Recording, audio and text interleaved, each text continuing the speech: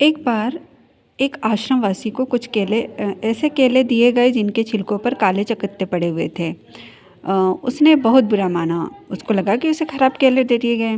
तब गांधी जी ने उसे समझाया कि ये जल्दी पच जाते हैं और तुम्हें खास तौर पर इसलिए दिए गए हैं कि तुम्हारा हाजमा कमज़ोर है।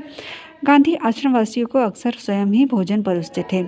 इस कारण वे बेचारे बेस्वाद उबली हुई चीज़ों के विरुद्ध कुछ कह भी नहीं पाते थे। दक्षिण अफ्रीका की एक जेल में वे सैकड़ों कैदियों को दिन में 2 बार भोजन परोसने का कार्य भी कर चुके थे। आश्रम का एक नियम यह था कि सब लोग अपने बर्तन खुद साफ करें। रसोई के बर्तन बारी बारी से कुछ लोग दल बांधकर धोते थे। एक दिन गांधी ने बड़े बड़े पतीलों को खुद साफ करने का काम अपने ऊपर लिया।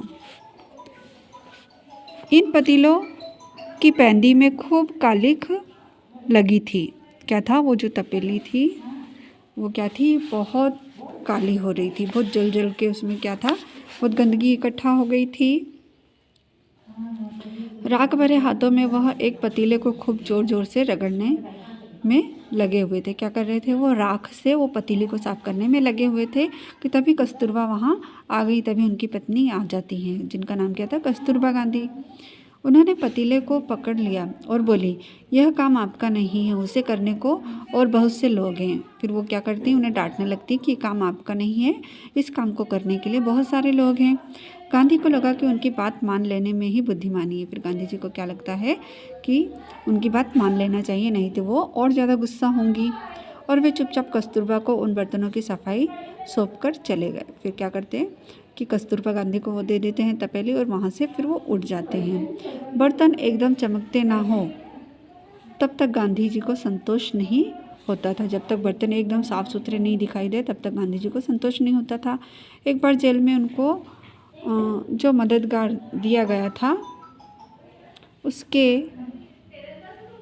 उसके काम से असंतुष्ट होकर उन्होंने, एक बार क्या था, जेल में उनको एक मददगार दिया गया था और वो उसके काम से गांधी जी संतुष्ट नहीं थे। तो उन्होंने बताया था कि वे खुद कैसे लोहे के बर्तनों को भी मांझकर चांदी सा चमका सकते थे।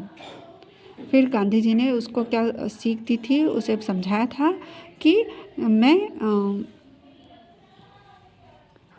लोहे के बर्तन को भी इस तरीके से रगड़ के साफ़ कर सकता हूँ कि वो बिल्कुल चांदी के बर्तन की तरह चमकदार बन जाएंगे।